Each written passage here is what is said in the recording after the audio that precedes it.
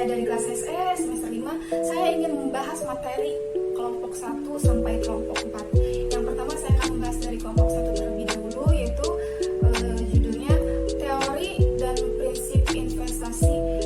Jadi investasi memiliki arti sebagai pembelian dan produksi dari modal barang yang tidak dipakai melainkan dipakai untuk barang reproduksi yang akan datang. Investasi pun bisa dikatakan sebagai suatu penundaan pemakaian dana saat ini untuk perekonomian di masa depan. Dengan berinvestasi, kita mengharapkan keuntungan perekonomian di masa yang akan datang. Investasi tidak hanya dalam bentuk fisik, tetapi dalam bentuk non-fisik juga bisa disebut dengan investasi. Investasi juga bisa dilakukan jika masyarakat tidak menggunakan seluruh pendapatannya. Investasi sangat penting untuk pembangunan dan pertumbuhan dalam perekonomian.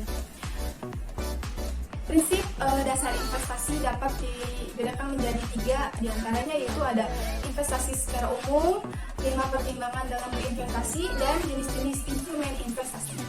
Yang pertama yaitu ada investasi secara umum, yaitu penanaman atau menanamkan modal dalam jangka waktu pendek atau panjang dengan harapan akan menghasilkan keuntungan di masa yang akan datang.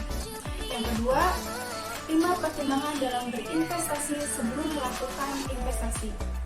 Kita harus mengetahui 5 pertimbangan, yaitu yang pertama tujuan berinvestasi, yang kedua jangka waktu investasi, dan yang ketiga resiko, yang keempat likuiditas. Likuiditas itu mengacu pada kemudahan uang dapat ditukar dengan uang tunai atau ditarik. Pajak, pemerintah memiliki kendali atas kebijakan investasi termasuk kebijakan perpajakan. Yang ketiga itu jenis-jenis investasi pada aktiva finansial pasar investasi. Secara garis besar dikategorikan menjadi 2 bagian, yaitu investasi di pasar uang, yang kedua investasi di pasar modal. Selanjutnya yaitu pembahasan dari kelompok 2, yaitu dengan judul bentuk usaha dan kerjasama investasi.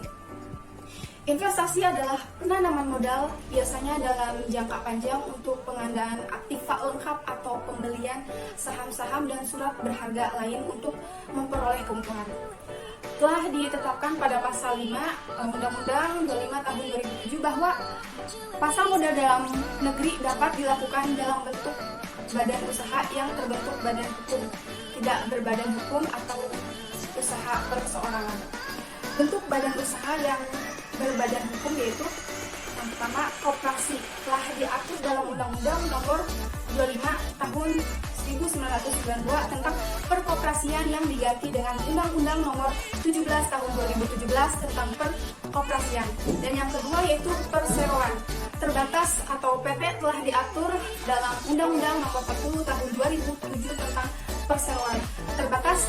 Adapun badan usaha yang tidak berbadan hukum yang diatur dalam Kitab Undang-Undang Hukum Dagang KUHD pasal 15 sampai dengan pasal 35 dalam meskep atau persekutuan perdata sebagai bentuk badan yang paling dasar diatur dalam pasal 1618 sampai dengan 1652 Kitab Undang-Undang Hukum Perdata KUH Perdata, yaitu firma adalah tiap-tiap perserikatan yaitu didirikan untuk menjalankan perusahaan di bawah satu nama bersama firma. Tiap-tiap sekutu berbentuk untuk bertindak melakukan pengurus dalam pasal 17 ayat 1 KUHD dalam tiap-tiap sekutu secara tanggungan tentang dan penuh bertanggung jawab atas segala perikatan dan kerugian firma pasal 18 KUHD.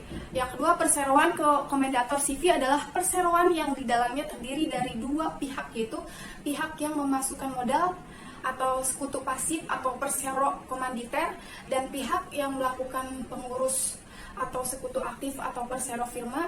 Berdasarkan pasal 19 ayat 2 KUHD, sekutu pasif bertanggung gugat sebatas modal yang disetorkan, pasal 20 ayat 2 KUH Perdata, dan dilarang melakukan tindakan kepengurusan, sedangkan sekutu aktif mempunyai tanggung jawab rentang dan penuh sampai harta kekayaan pribadinya. Selanjutnya yaitu pembahasan dari kelompok 3 dengan judul bidang usaha investasi.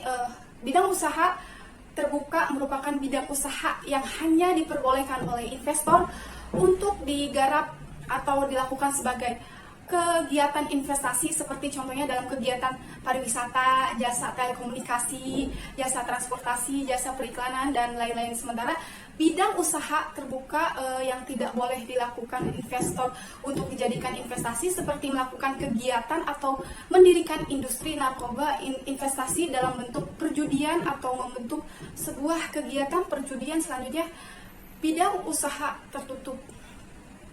Bidang usaha tertutup merupakan bidang usaha tertentu yang tidak boleh dilakukan oleh para investor, khususnya investor asing untuk melakukan penanaman modal. Bidang usaha tertutup ini seperti salah satu contohnya yaitu bidang usaha produksi senjata atau peralatan perang.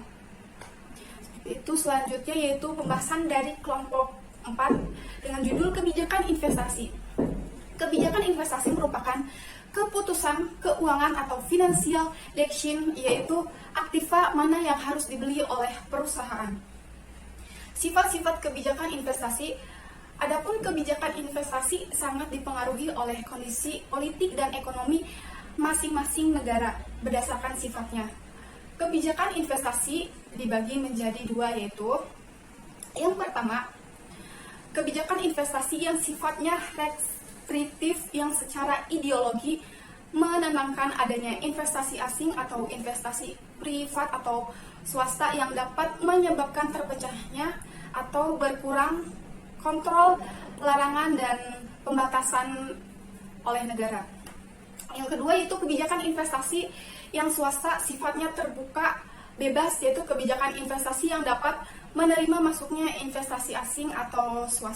Cukup sekian dari saya. Sebelumnya saya mohon maaf bila ada kata-kata saya yang salah. Billahi taufiq wal hidayah. Wassalamualaikum warahmatullahi wabarakatuh.